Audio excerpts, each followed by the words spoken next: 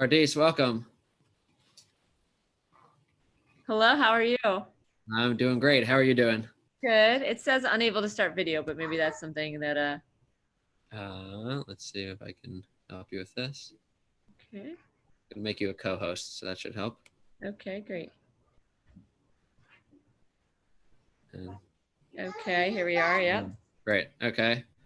I'm here as well. Just a reminder that the attendees here can see and hear us. Oh, right now they can?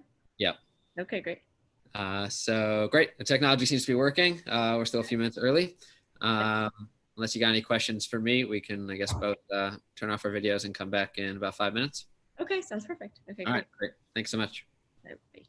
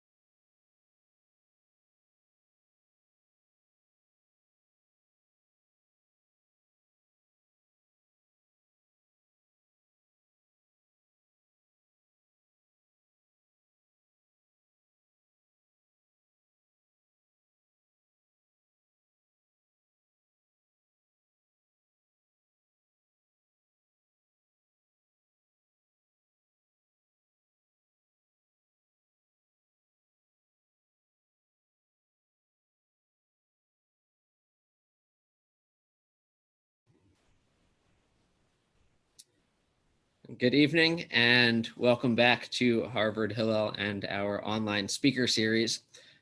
This evening, we have a special treat. It's my privilege to welcome Dr. Pardis Sabeti. Dr. Sabeti is a professor at the Center for Systems Biology and Department of Organismic and Evolutionary Biology at Harvard University and the Department of Immunology and Infectious Disease at the Harvard Chan School of Public Health. She is an institute member of the Broad Institute of Harvard and MIT and a Howard Hughes investigator. Dr. Sabeti completed her DPhil at Oxford in evolutionary genetics, where she was a Rhodes Scholar, and has an MD from Harvard Medical School. She is a World Economic Forum Young Global Leader and a National Geographic Emerging Explorer, and she was named a Time Magazine Person of the Year as one of the Ebola fighters. She's won many, many awards and has served on the MIT Board of Trustees and the National Academy of Sciences Committee on Women in Science, Medicine, and Engineering. Dr. Sabeti is also the lead singer and co-songwriter of the rock band 1,000 Days. Pardis, welcome. It's a pleasure to have you with us here this evening. I think you are muted, so Yep. There we go. Yeah, thanks. It's a pleasure to be here. Great. So back in April, when the stock market was much lower than where it is now, unemployment was peaking, death rates were at their highest, and daily cases of COVID were also at the highest at the time. I heard you on Noah Feldman's podcast, and you were perhaps the most optimistic voice I heard at the time, especially as it pertained to a return to campus. Fast forward now a few months later, and we're at a time where we are seeing some major setbacks for a return to campus.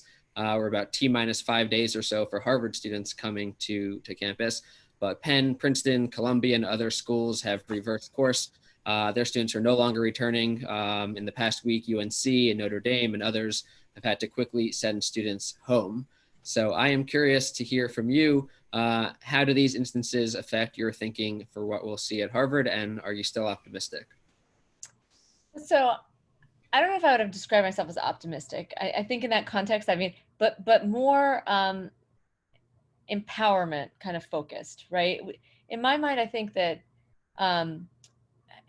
for schools like Harvard, it's actually very complicated to come back to campus because we are built within a city and we're intercalated. There's no idea of just bringing Harvard students back to campus unless you're going to somehow lock them in and people out from the campus, but it's an open campus. So that's sort of, it's a different story. I think in the context of Noah's podcast, I was talking about a place like Middlebury, where it's 30 miles away from the nearest city. And even then, when I was talking about their return to campus, I'd said that the only way they could do it and do it well is to then take care of their entire community. And that means, that not just their students, but their staff, not just their students and their staff, but those people's friends and family, anyone that they're in contact with.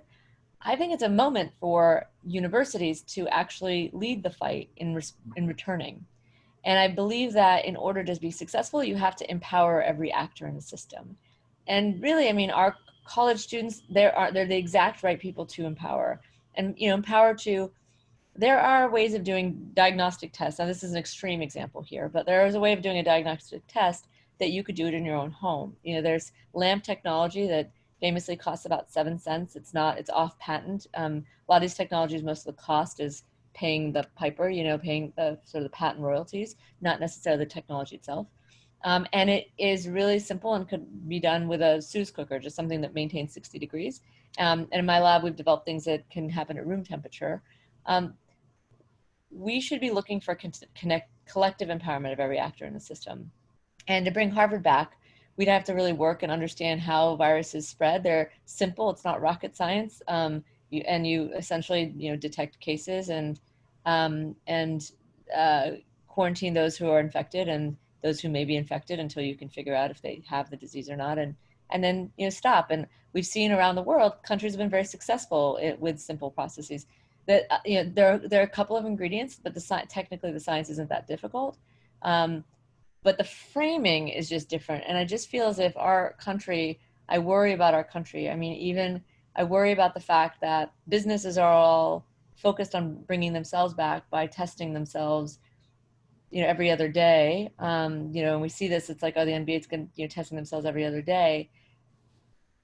But, and with small groups, it's okay. But with big groups, you start to say, well, there's a certain number of capacity of diagnostic tests we have. And we're going to use all of it for constant asymptomatic testing of people who are healthy and, young and privileged at the expense of being able to test a vulnerable population, where our essential workers work. And so if I should say I'm hopeful, I'm actually in some ways the most pessimistic, but I'm hopeful about what's possible. I'm hopeful about what we could do. We could have been in a place easily where colleges could have come back if it was really around bringing the communities that we live in back, and creating trust and creating engagement. And I think what we're going to see is a few really good success stories that are going to be predicated on a tight community of people who all will commit to a pact to staying safe together and who can maintain trust within a larger community that is surrounded in a way that they can actually, create that bubble, create that connection. So given that Harvard is an urban campus, what do you expect as students come back to campus in the next week or two? I just also want to remind our audience in about half an hour, we'll start taking Q&A from you. So down below, you'll see a little Q&A button and you can just put a question in there. Please do include your name and don't ask anonymously, and then we'll call upon you in a little bit. But Pardis, what do you think about the prospects as Harvard students are coming back to campus? I think Harvard is going to do a lot of testing, and they're going to do a good job of keeping the Harvard campus safe. And I'm on the track and trace committee, and I have to say I'm proud of them. It's a really where that kind of hopefulness comes from. It comes from the collaboration. Like I've never had so much fun as a Harvard faculty as I have in this moment of partnering with people across the campus. Where we get together. With most of our faculty colleagues, we never have a reason or chance to really jam out on something. We're also busy with our own committees and our own students and our own courses and our own fields that we don't get a chance to interact. And so the fact that we have everybody coming across campus, I've often said that there's no place, having worked in pandemics, I've thought that there's no place on this earth that's better to develop a pandemic preemption system than Harvard University, because of the rich faculty that it has across all disciplines, including like Ash Carter, the former Secretary of Defense, like you name it, we've got like the world leaders in the conversations that need to be had. We have the people that have them. And Harvard is so afraid of risk. I belovedly say they're so afraid of ending up in the New York Times that they'll shut everything down at the instance of anything. And that, while that can be a little bit exhausting, as a student and faculty, sometimes in the case of a pandemic, it's the right attitude. As long as we just do that lift where we bring the students with us on the ride, and we get them, like Harvard students, one thing I'd say about them is they want to change the world. That's like one of the things I've noticed. I went to MIT and we all want to invent something. Harvard students want to make the world a better place and be the ones leading it. So let's let them do it. Let's let them participate.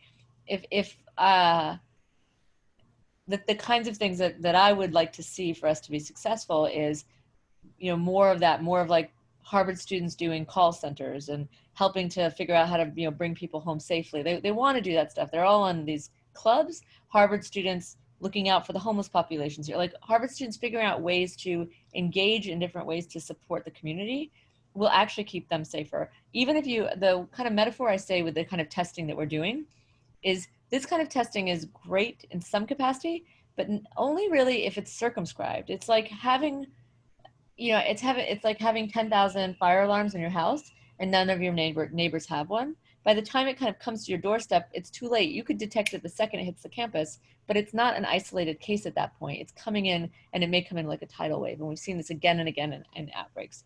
And then couple that with the fact that there's actually a shortage of these fire alarms, and now suddenly you're actually perpetuating the problem to do too much testing.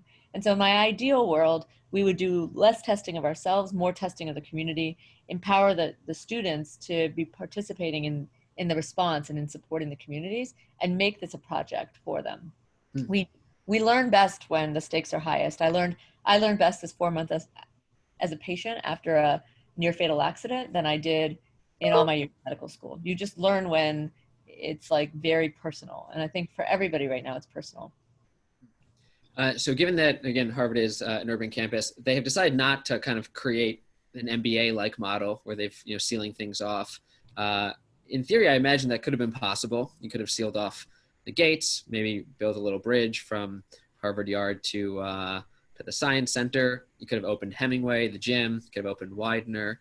I don't know, were you involved in any conversations about the level of how much we would hermetically seal the campus?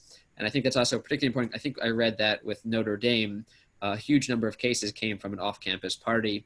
And I do know a number of students are planning to come back to Cambridge, live off campus. And for what I've seen, the pact that students have to sign doesn't prohibit them from interacting with those students, and they don't have the exact same protocol that those who are on campus have. Yeah, so I'm not really, there's like many committees, and I'm not part of those particular conversations around that. We our like, as you can imagine, our committees bleed over to the other. So I'm really on the detection, the testing, and the track and trace, the ability to kind of like allow, how are we managing that component. I agree with you that if it was possible, we could have done things that were yeah, I don't know, like I don't know as much about it, the decision making that went into that.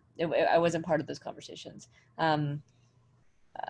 I know there were hard conversations made quickly by people who are trying their best, but I think we, as long as there are cases, and I think you're right, we're not hermetically sealed, and as long as there's cases in the community, there's a risk.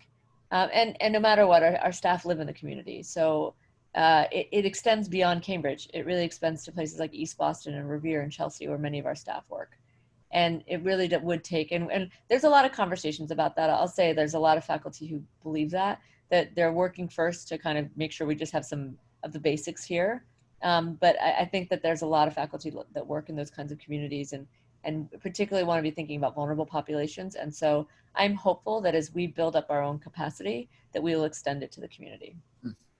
So I saw a quote from you, I think in the LA Times, where you said, we must acknowledge that if the infection ever reaches the school, it could spread like wildfire.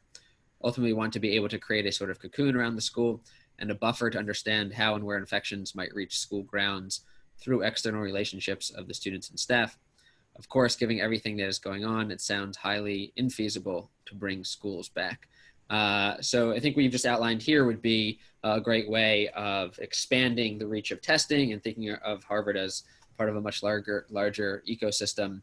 that doesn't seem to be the direction the school has gone in. So I'm curious, are you nervous that we're going to actually be getting these infections into school, and will Harvard be able to operate with, or sort of what is the level of infection that that this protocol will be able to withstand without it taking over? Yeah. Well, I mean, and actually to your question about the forming the bubble, it is something that's like, it's a way to do it, right? To come back. But I do think that it wouldn't be the right thing to do either, right? It wouldn't be right to be like, we're going to seal ourselves in here and watch Boston burn to the ground, right? Like, I do think it's actually like, and right now we're with Hillel, and one thing I love about religion is it's deeply community oriented, right? And it is and that is the one thing we lose a lot in society when we don't have these kind of close lit, community based, service based organizations. And so I think it is the right thing to do, to live with neighbors and to think about every partner and player again. But it's just that we have, what's amazing about Boston is we don't actually have the like massive mega billionaires who can just be like, I'm going to put, in these other cities, we have these like mega billionaires, right? We've got in Seattle or in San Francisco, we don't have the people that can just like put money forward and go somewhere. But what we do have is this biotech hub, and we have places like the Broad Institute that can do 100,000 tests a day, and Ginkgo that is working towards 250,000 tests a day. We could lead the country in this if we did it the right way. If we actually said, let's as a community work on bringing each of these components back. And as far as your question, that is an interesting one, right? Like how many infections before you have to shut things down? And I'm very conflicted about that, because if we continue to do this, we're going to do this again and again. That closing down the schools was a dangerous move in last spring. In some ways it was, obviously is the only thing to do, but in other ways it was a thought exercise that I talked about on that podcast, led by Molly Kimball in my group. She went to Middlebury. We were having a conversation, and she said, I go to Middlebury. It's in the middle of nowhere. It's in the middle of Vermont. At the time, Vermont only had a single confirmed case, and there was none anywhere in the vicinity of Middlebury. So chances are we had no cases. But what we suddenly chose to do is send thousands of students across the country on airplanes, not that at that point didn't have all these fancy whatever, and move them and send them potentially into places that were risky. And if you think about it, every college campus in America at the time in March when we made that decision either had infections on campus and we sent them across the country to seed outbreaks all over, or they had no infections on campus and we sent them across the country to be infected. And this decision to come back is once again rolling that dice and mixing everything up. And so we've already messed with that ecosystem. And now it's like, you know what, now that you brought them back, you kind of have to keep them here. It's kind of like, you can't keep doing this. You're actually causing the problem further. So I feel like there's a high bar to closure, because closure creates a massive flux. And it's sort of like worse to say, now that we have infections on campus, we're going to send everybody across the country. And I think you make the mess, you clean up the mess. I mean, I think that's a little bit of how we should think about it. And so I think if we have infections on campus, we quarantine, we support, and we keep safe. And if we realize at some point we can't, it's only when we find zero infections on campus and have a path towards sending these people home where we don't expose them to a virus. And of course, that's not how corporations, run, but it's how we should, right? From a liability standpoint, it's better to say we're just sending everybody home and we're not responsible and we wash our hands. But from a philosophical standpoint, a spiritual standpoint, if we're making these choices, we'll never get out of this unless we all take responsibility for everybody in our community, even the ones that we're not legally liable for. It's what's right. And as somebody, again, on a conversation, we're talking, with a group like Hillel that has such spiritual minds. At the end of the day, we don't even know what this life is. We don't know what the hereafter, like, we should not be making decisions on liability. We should be making decisions on how we will be judged, one day if there is something hereafter. So given that, even if there's not a huge outbreak and Harvard has to shut down prematurely, they are going to be sending students home Thanksgiving time. Do you know, I haven't seen anything about what the protocol is, assuming there are some number of students who have tested positive. Will they be kept on campus until they're no longer infectious? I don't know the answers to that. I mean, the last I heard, I thought they were going to send people back at Thanksgiving and not bring them back again. That Right. was the sort of like it closes down after Thanksgiving. But I would imagine that yes, if anybody was positive, they would have to see that out. I think that would be the right thing to do. I'm not, yeah. To be honest, like a lot of these decisions, we had a call yesterday where some decision that was made just got overturned. Like people are making these decisions on the fly. That with their, we are very lucky here to have like experts. But there's a lot of people having to make decisions, and a lot of times, actually, some of our key experts are very busy. Um, Advising countries, and so we don't have always access to all of the information and the facts. So we've got a lot of smart people here who are trying to do the best they can. So I've got a question with regard to testing also. So you're talking about, we have a limited number of tests, and sort of the moral question of, is it fair for Harvard students to be, using 3 of those a week? That I think is referring to PCR tests. What do you think about some of the proposals that I've seen more recently of using other tests that are actually much more rapid? They may be less sensitive, but we could actually be testing many more people. Do you think that's a better approach than the current approach, which also has a lot of backlog? So by the time some people get their results, they're kind of irrelevant anyway. Well, yeah, no, I think we should be using every tool in our arsenal, and I do think that there are a lot of what we call surveillance tools. So they're not really high enough sensitivity or specificity to feel confident that they, will give you a clear diagnosis of do you or don't you have this virus. Um, but they would be able to help do surveillance and looking for things. And there are the like ones that are going through FDA approval, and then there's other ones. There's this, I think I was noting that you could do some of this technology in your own home. There's something called LAMP, which is a type of what we call isothermal amplification, meaning with a lot of the tests for diagnostics, you have to like increase the temperature, decrease the temperature over and over again for cycle after cycle. And there's like kind of a machine that's not so easy to have that you need to do that. Whereas lamp technology can be all at one temperature, and that one particularly one is about 60 degrees. And if you could maintain a 60-degree temperature, you could actually do the test.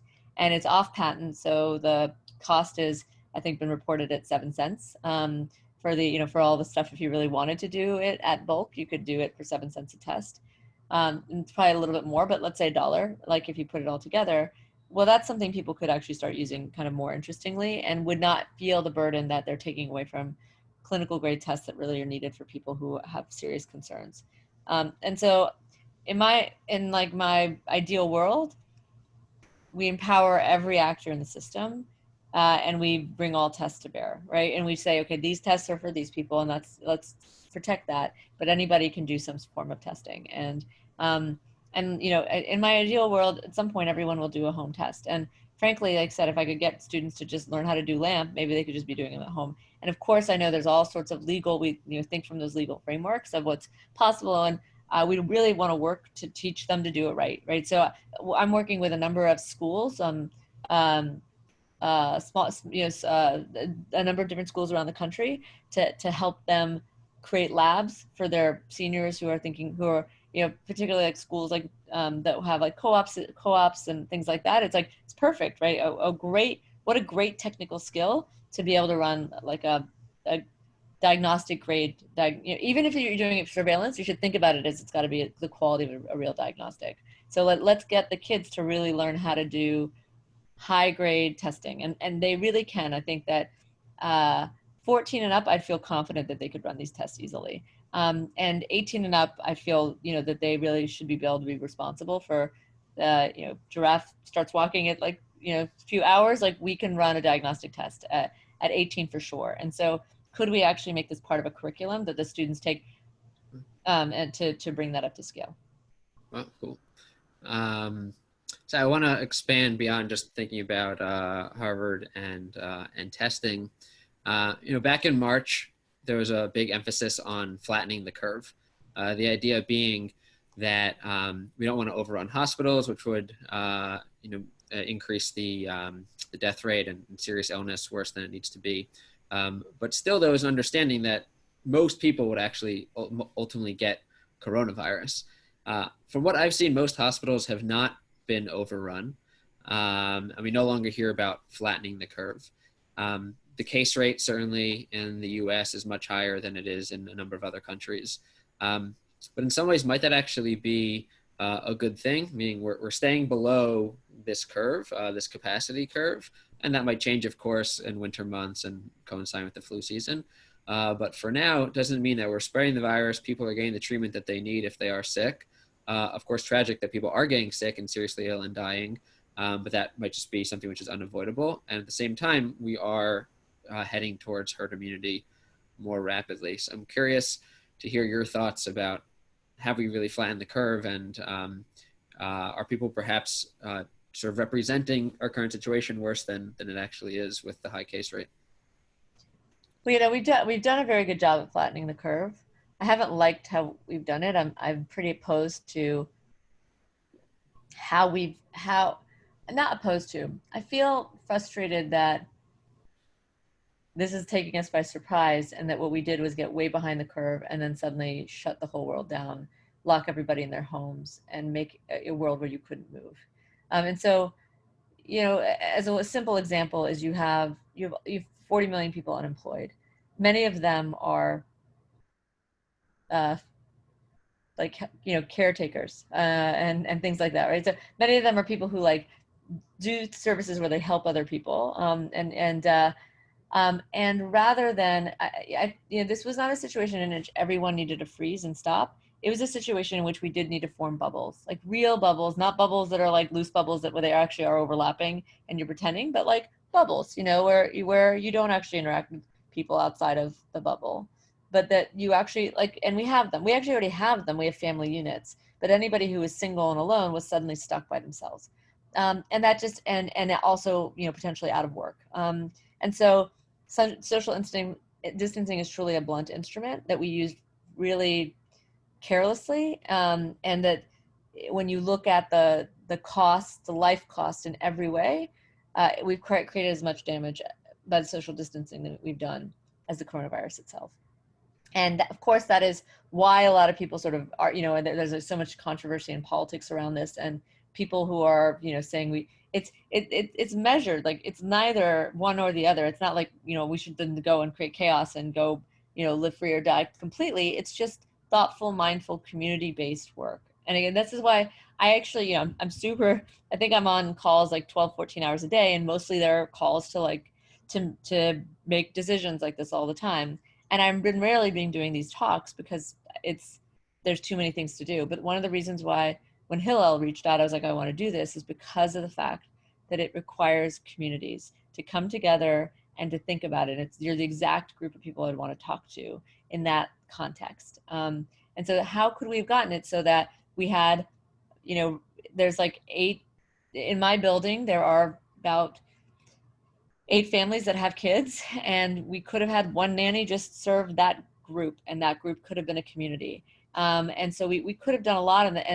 I know that like most schools have 20 kids to a class, and so we might be having, and it's more difficult, so we might have to subsidize it. But we should have had more work for people, not less, because we would have had smaller groups with one-on-one care. And a lot of the people who are out of work could have done those kinds of services too. We could have figured out how to let, parents work without their children having to have their children just sit there and watch TV while they're on Zoom all day. And we could have had, we could have created these. And the fact of the matter is, I also think about the fact that COVID is honestly actually not that bad in the context of viruses. It's bad, but in the grand scheme of worst case scenario virus, it's not there. It's just a pretty tricky one, but it's not like it will kill, children and at a high rate, there are worse viruses out there.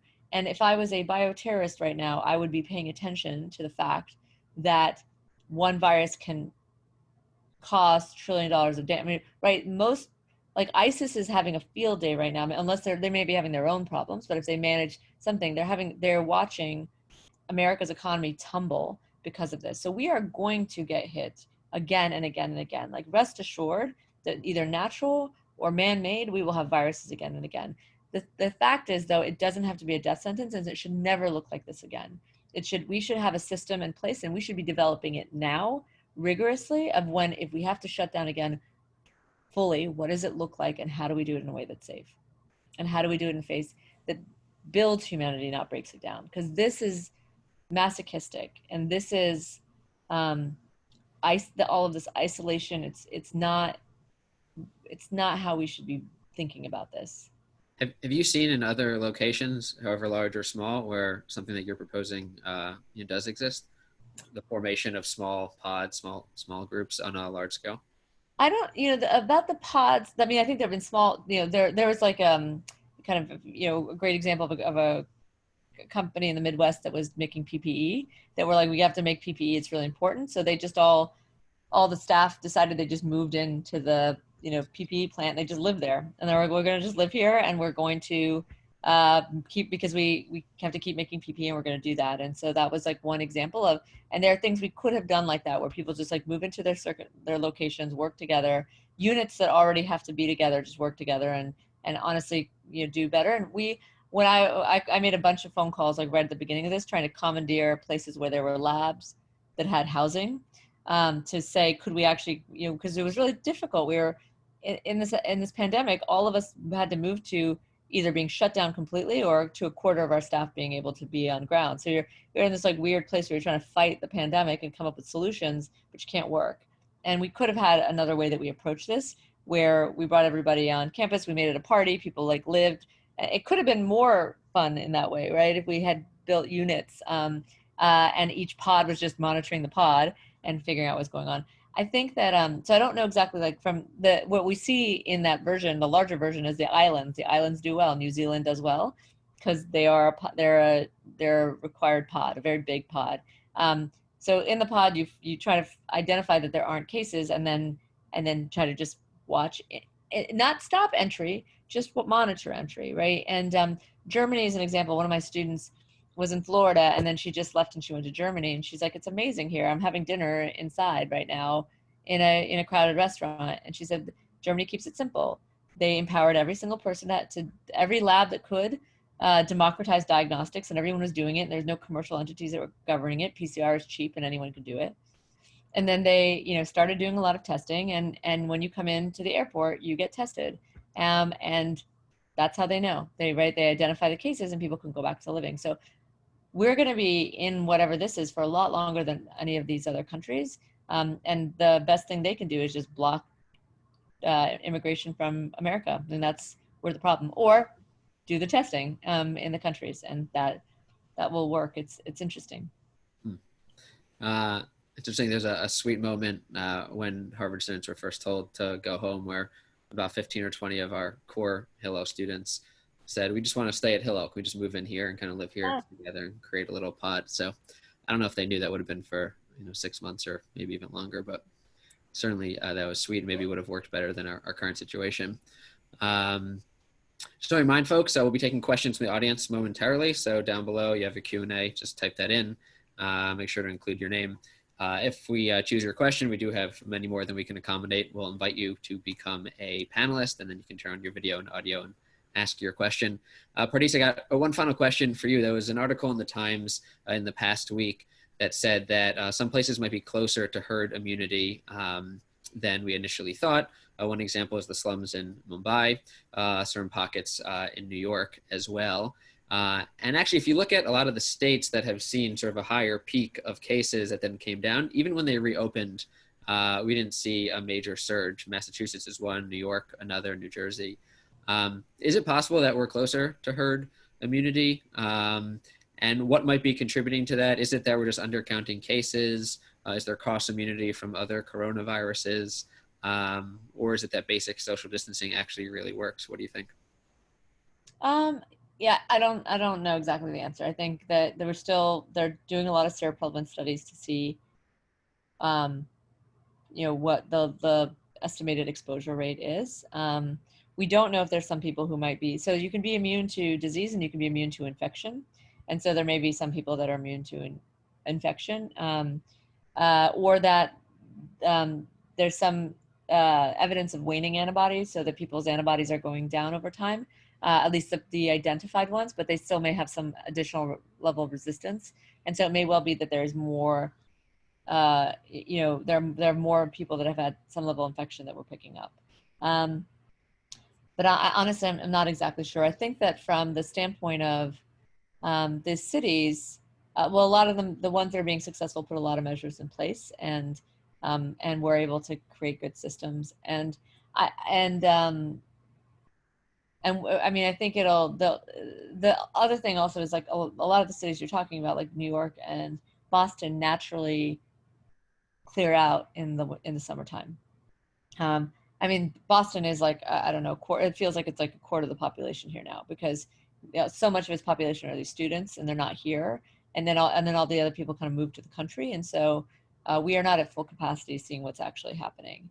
And a lot of us are outdoors. Actually, like, it is interesting in the places in the South where in the summertime, everybody wants to go indoors. And in the, that's where we're seeing a lot of these infections. And the super spreader events seem to be, we're not seeing a lot of evidence of super spreader events at the protests. We're seeing them in congregate living facilities and in conferences.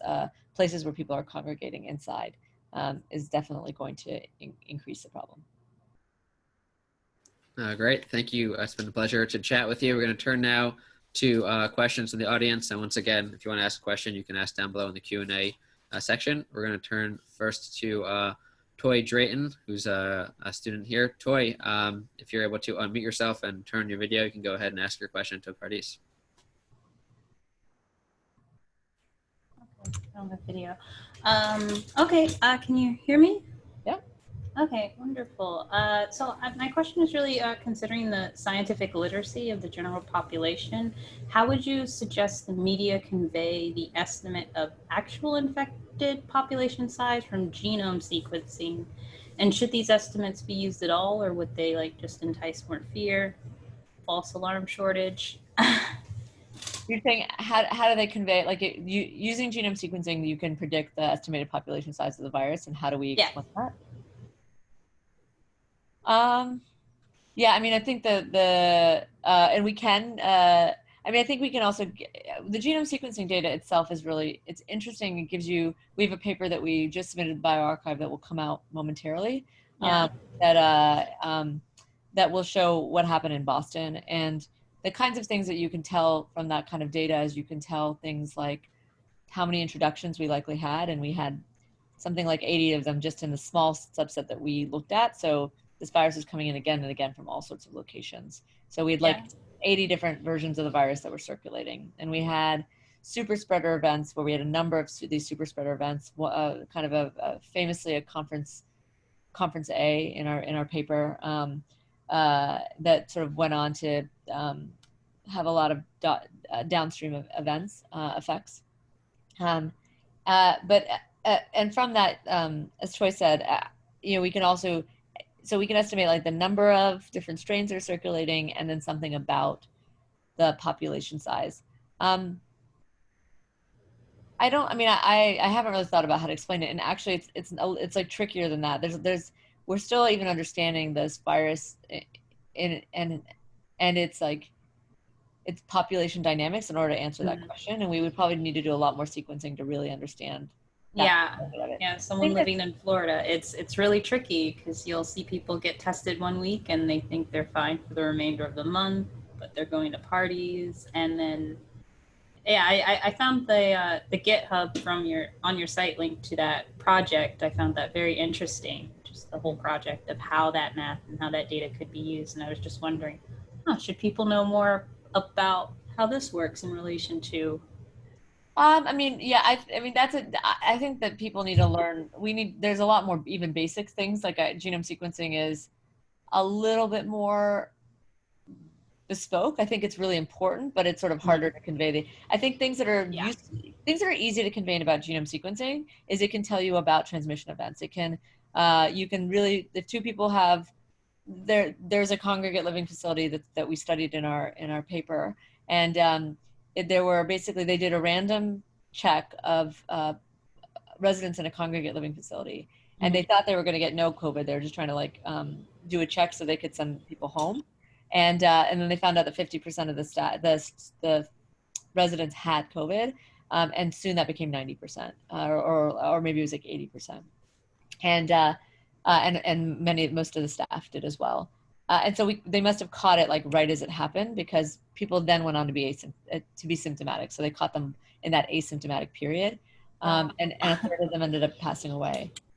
What was interesting is when we did that, we saw that when we sequenced the virus, we saw there were actually 3 distinct introductions, or 3 completely different viruses that were circulating in that home. But the 90% of the residents had this, of the patients who had COVID had the exact same virus. And I mean exact same virus is almost identical. Is it like they caught it together, just passed one on to the other? Yeah, so that's the question. We've been really trying to get to the epidemiology because they were already socially distancing. So they wouldn't have been having a party. There wouldn't have been some sort of a bingo night or something like that. So it's hard to say like who passed it to whom and how did that happen, that they all ended up getting almost the same virus. It wasn't like there were multiple transmission events. It was like as if it was one person who super spread and not. So we still don't totally understand those dynamics to that. We want to, because then we could really start calculating all of these different components. But what it does tell you is it can tell you a story, and it can help you understand things like in the hospital. We whenever we get cases, we start seeing if any of them are linked. If they're linked, that tells us that we have some sort of transmission event happening between them. So there's a lot of power of that data because it's almost a barcode that just tracks the virus in real time. And so it's really important information. But I haven't really thought about, I'm so deep in trying to figure out how to get the information out that I'm not quite, I need more time to think about how to convey it well to the public. Tori, thank you for your question. Next up is Renee in California, and then we'll turn to you, Michael. Renee, if you can unmute yourself and turn your video, go ahead and ask your question. Hey, can you hear me? Yep. Yeah. Cool. Hi, so I just wanted to ask what your opinion was kind of about the potential mass production of COVID vaccines and kind of your take on the current debate surrounding rushing through clinical trials, FDA approval, and the timeline about when different populations should receive the vaccine. Yeah. That one is, for most of the scientific community, that one's sort of an easy one. But for me, I feel like it's complicated because I actually understand where anti-vax individuals come from.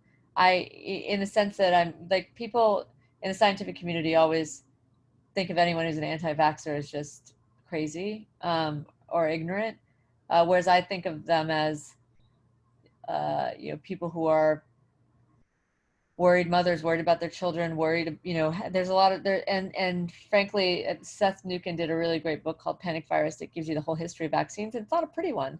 There's a lot of money in it, or there's a lot of money in all of science. There's a lot of people are afraid of liability, so they'll hide things. And we've hit a lot of things about them. They have caused trouble when they haven't gone right. And so I definitely don't think anyone should be forced to take a vaccine in this instance. I think we can make decisions as to what happens if you don't. Like if it's basically all about choice, right? No one should force you to do something you don't want to do, but therefore, like if no one should also force someone to be with someone they're not vaccinated if they don't want to. So it's all about figuring out like how do we give that same choice to everybody. And as far as what's going on, it is remarkable how we're rushing these things through clinical trial, and it's great that there's a lot of momentum to kind of building technology, but it's TBD as to whether or not it ends up being a good thing, because I think when we cut corners, if we cut corners, and I say it's fine to go fast, it's not fine to cut corners, and so I'm hopeful that level of rigor remains, and that competition can be a good thing because it can drive a lot of people to do good. But I've seen competition and outbreaks drive people to try to just cheat or stop other people from getting work done or some other version. And so I don't know enough of the people who are developing them to know where their heads are at, but I do know a few, and I'm hopeful their head's in the right place. Renee, thank you so much for your question. We're going to go now to Michael Fisher, who's a professor at MIT. Michael, I'm curious if you ever get people confuse you for Michel Fisher, who's the director of MIT Hillel. Not that I know of. All right. Well, you can go ahead and ask your question. Hi, Pardis. Hi. I was listening. I came in a little bit late, so you might have covered some of this. I wanted to go back to the distinction between surveillance testing and diagnostic testing. Okay. I've been listening to Kristen Anderson talk about this, and he's very upset, I think, about the fact that the United States hasn't been able to get what he calls population testing into play. And he argues that one of the reasons for that is that the FDA can't wrap its head around, its collective head, as it were, around that distinction between population testing and individual diagnostic testing. And so they're holding up companies that would produce very cheap population testing, paper strips, whatever, that could be used very effectively and could help us control this in a much more effective kind of way. So the question that then was thrown to him, and that I want to sort of throw to you as well, is what role the academic community can have in advocating for that and trying to find a workaround of these regulatory bottlenecks at the FDA. And if you think that's the proper distinction.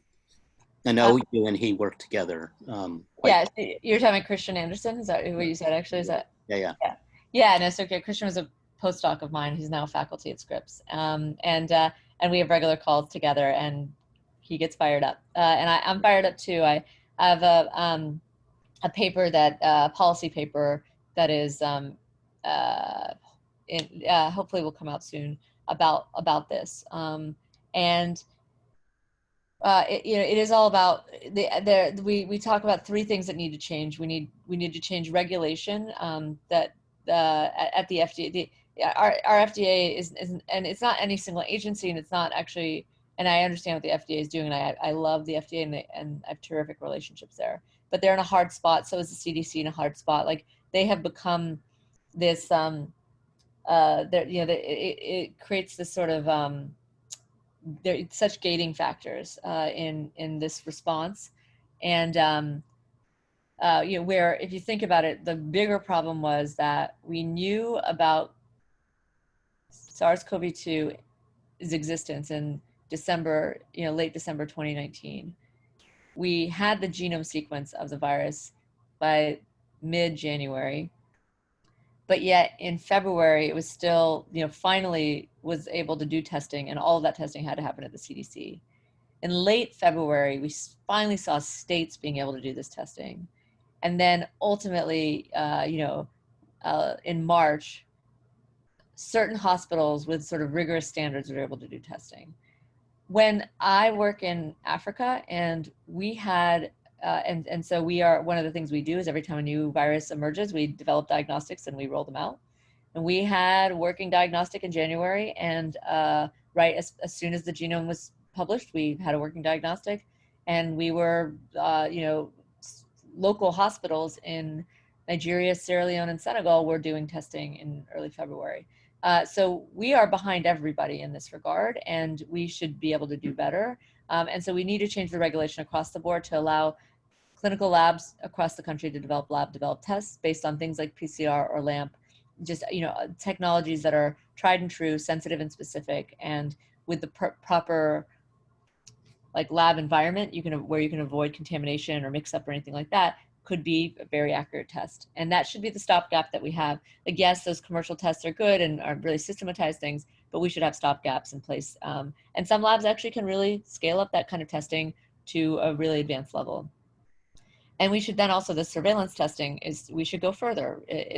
The fact of the matter is we can root out a lot of things that are going on. And when we do a lot of that kind of surveillance testing, what we say is the result we give you is it's really only like a fishing expedition, but similar to the fact that mammograms are a fishing expedition. They have a 4% positive predictive value. We still do them because it's if you find something, it's a big deal. If you don't find something, don't go away thinking you're fine. It doesn't. And if you do find something, confirm it by some other standard. So we should think of them as something with a low predictive value, but that could be really useful in sifting for something. So as long as we get people in their heads that a negative test does not mean you're okay, it's just a little bit better than using symptoms. Symptoms are I mean, that's essentially what we're doing is our diagnostic, and that's the least sensitive, right? And so we can do better than that. And we should empower more labs across the country to do it. And nothing else, it's great for the kids to learn. Like that, for me, we're rolling it out as classes in colleges around the country. We're working with them to develop a curriculum where we just teach them how to do this stuff. I mean, what a great way to learn PCR or learn LAMP. It's that, you know, when you actually need it, as opposed to doing it in some abstract way. I think everybody in this country would learn LAMP if it takes us at most 2 hours to teach anybody to do this test. This is like cooking. It's like a cooking test. And we could, and that is of course the extreme, but certainly we certainly don't necessarily need to have everybody doing it at home, but we could definitely have a lot more research labs across the country doing surveillance testing. Well, how long does it take to get those results back? What you were talking about was immediate result.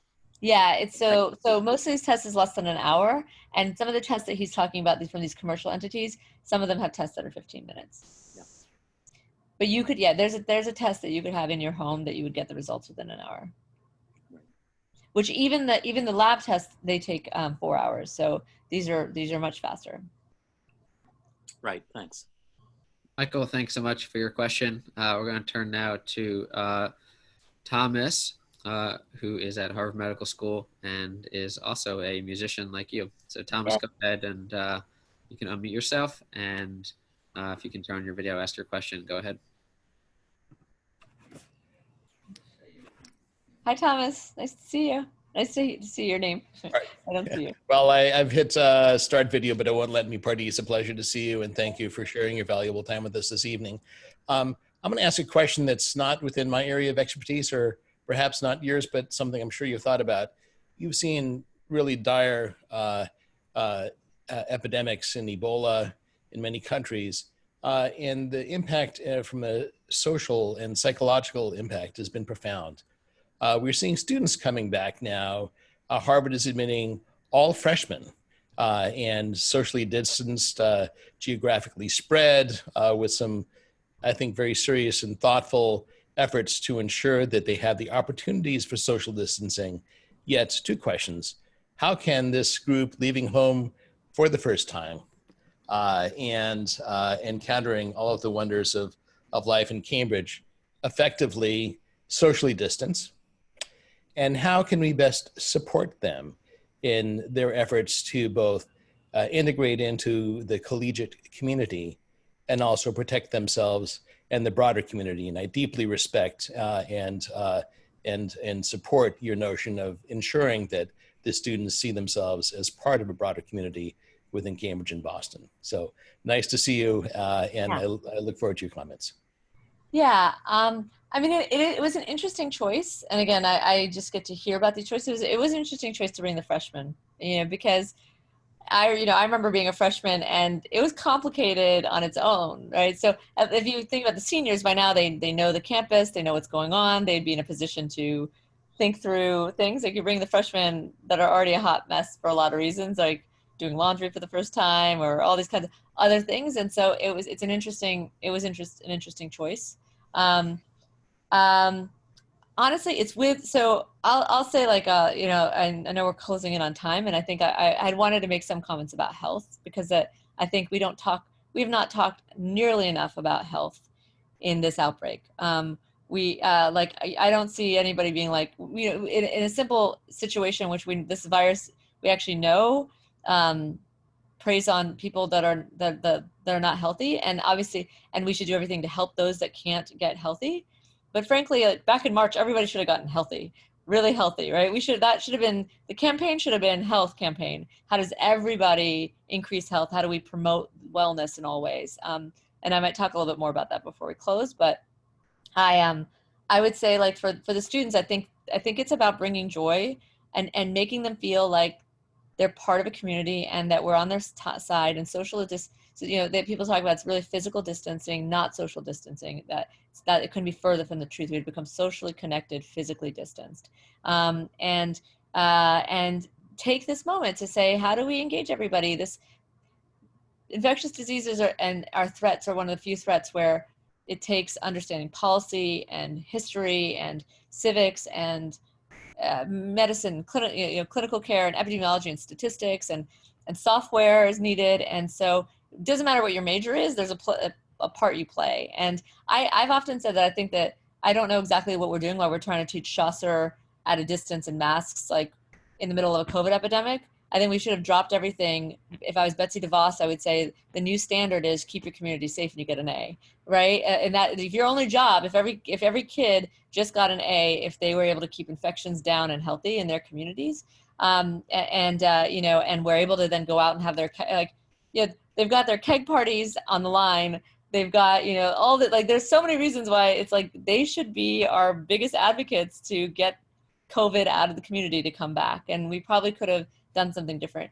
When I think about practically, we are doing, like, we advocated on our committee to the other committee that the kids should not be in lockdown for 7 days. And that first 7 days you come on campus is like, you'll remember the rest of your life. Like, everyone remembers their first days on college campus. It should not be in a cell, like it should not. So they're doing some things to trying to create community events. And I'm probably gonna, so on Sunday and Monday, I'm gonna go to the campus and try to partake in some kinds of ways of interacting with the students at distance. Yeah, actually, like on the health part, I'll just sort of say that fundamentally, there are two things that I think we don't talk enough about. We don't talk enough about empowerment, empowering every actor in the system. We don't talk enough about health. And we generally, as a society, don't talk enough about health, mostly because the medical practice is all about disease. And we as doctors have the highest suicide and anxiety rates of anybody. So how can we be the ones that tell people about health? And when I think about what I wish would happen here, I think we talk about health. Like, one of my pet projects is one where I'm working with an organization called the Genius of Flexibility that do tremendous work. I had a near fatal accident where where I shattered my pelvis and both my knees and had a traumatic brain injury and was hospitalized for 4 months and really shouldn't, have returned to life as normal. I have 36 steel plates that are stitching my body together. But I found a modality that made my brain work better and my body work better. And what they do, the way that they understand human health is tremendous.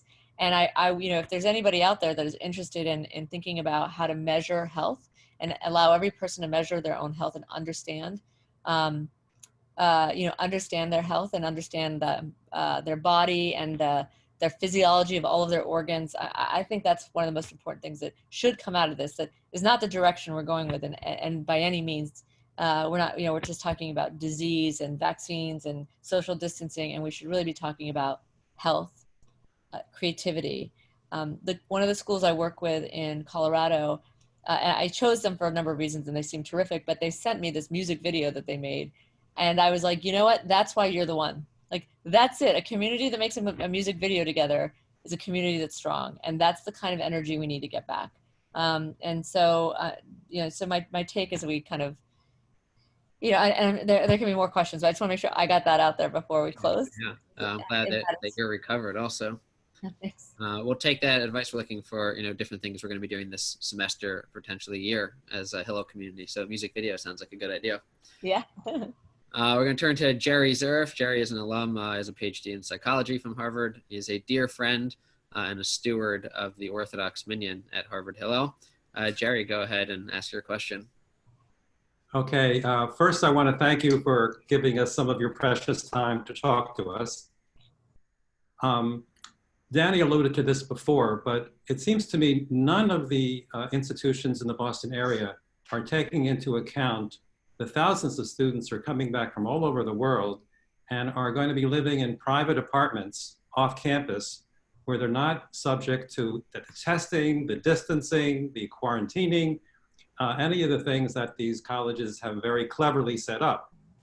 My understanding is that Harvard is offering $5,000 to each student who is on financial aid, who is not invited back. So imagine you're one of those students. You have $5,000. Your parents are saving $15,000, not paying room and board. And your best friend has the $5,000 and the $15,000, and your roommate from last year has the 15 and the 5. So you've spent 5 months with your family and with your younger kid brother whom you can't stand. So of course, you're going to come to Boston, which has a 7% higher vacancy rate than it normally does, and take an apartment off campus. And BU students are going to do this, Northeastern students are going to do this. Do you think Boston can avoid becoming the next hotspot as all these tens of thousands of students come back? They could, if they took their testing and they put it in the right places. And if they you know, with 350, the potential for 400,000 probably tests a day, if we as a community, if we took all those college students and we said, focus on, you know, your project is you'll get an A if you focus on figuring out how to keep communities safe, and each of you do the contact tracing calls and think about all of this and you're part of the solution, we could. The way it's going, I think we're headed for a hotspot. I mean, that's my... Universities don't even know about these students. They're living anywhere. They're living in Brighton, Brookline. Harvard doesn't know where they are. Yeah. Well, I mean, we've been talking about that because we've been getting them to think about providing testing for the people off campus. Because if they're, you know, basically the way I talk about it is this idea that you want to have, so I'm one of the many people developing an app. Like I've been developing it for 5 years. I've been describing it as what, and how I always described it as the Facebook app for outbreaks that also needs to start within a close-knit community and requires people to choose to share information, not be forced to share information. And really what you want is actually like for someone to be able to tell their first degree contact and their second degree contact and their third degree, like you should be able to, we should work together to kind of keep increasing the sphere of people that we're protecting around us. And so everyone off campus should be part of that. And we don't need to do asymptomatic testing every other day. We need to find individual cases. I believe in hypothesis-driven testing. People who are either symptomatic or who are potential contact of somebody who is symptomatic or has COVID. I think we should just really work towards that. If we shifted our attention and did that, we could be, I think we shifted our attention and did that, we could lead the country. And if we do the other where we just focus internally and test ourselves and pretend like those other people aren't exist, then we'll, I think we'll have a forest fire running and we'll only pick it up too late. Jerry, thank you for your question. It's nice to see you. Pardis, if I can trouble you to stay on for just 2 more minutes. Adam Frim is a dear former student and alum, PhD student at Berkeley. Will be our final question for the evening. Sure. Adam, go ahead and ask your question. Hi, thank you so much for taking this time out. Yeah, so I'll ask it in brief, and it's a very, well, we'll see. Essentially, do you have an estimate in your mind for how long it might take until we have a return to some normal life, whatever normal life looks like post this outbreak? Yeah, I mean, when I think about it, I think about it of being America, the way we are. Like normal life has returned at many places around the globe. There's obviously that big pool party in Wuhan, just flaunting, you know, what they have and we don't have. And there's people, like I said, in Germany are going out to dinner. America, the cat's so far out of the bag and cases are so far and wide and our testing infrastructure is so bad that I anticipate we won't really get back until a vaccine is rolled out and enough people take it or the people who need to take it or want to take it can. I think that's when we'll probably get back. So I guess I had, do you have a number estimate for that? I'd sort of assumed you might say something along those lines. So given your expertise, and I mean, Trump can say what he wants and Fauci can estimate. And I mean, and I don't know if you know more than anyone else, but given where the vaccines are going and. Well, I mean, I think that, I mean, obviously, Tony knows all the facts. He's terrific. So I'm not going to try to compete with Tony on this, and particularly on vaccines, which is not my area. But I mean, from what I see in the meetings I'm in, it looks like there's a possibility that we could have a vaccine that could be working in December, and we're doing parallel tracks of manufacturing at the same time and scale. And so there's a possibility that we'll start rolling out vaccines in the spring, and that we might get to widespread adoption by the summer. There's going to be a lot of backlash. potential, there's also the potential the whole thing could burn to the ground and people could start, you know, that we the medical profession, I'll say, has lost a lot of trust from society, and the research profession, we've lost a lot of trust in society, and generally the society is broken, and viruses do a terrific job of exposing and exploiting those cracks in our trust. And so there's a world in which it burns to the ground and there's a vaccine debate and nobody wants to take them, and we get a major blowout from it. But let's say that it all went well. I think that, you know, we'd start seeing kind of reemergence in the spring, and by next summer we'd kind of start to feel normal again. But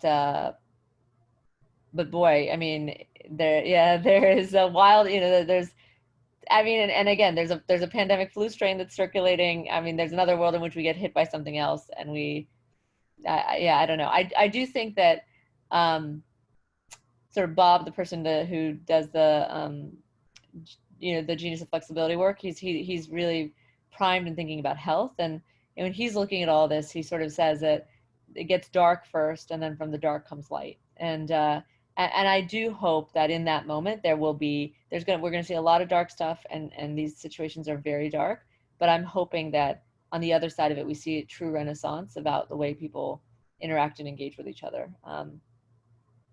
But you just don't know how dark it has to get first. Thank you. Adam, it's great to see you. Hopefully that means by next sort of early summer we can do an alumni event out in California. It's great to see you. Absolutely. Beat the fires if you can. Yeah. Pardis, thank you so much for taking time this evening. Thank you so much for your leadership, and I'm sure you're working extra overtime these past few months. We really depend on people like you to get ourselves out of this, and we are very grateful you've shared your time and your wisdom with us. So thank you so much. Well, and thank you, Dani, for all that you do for this community and for this amazing community you brought together, and really like heartwarming to see alumni and professors and all the, you know, this you've created a place of you know, of connection, and so thank you for what you're doing in all of this. I appreciate that. It means a lot. Our next scheduled event is September 8th with Nick Kristof. There'll be an email about that. Until then, wishing everyone health, stay safe. And for those who are coming to campus, good luck with your travels. And we'll be seeing you mostly virtually, but I hope that the transition to campus will be safe. Pardis, again, thank you again, and good evening to everyone.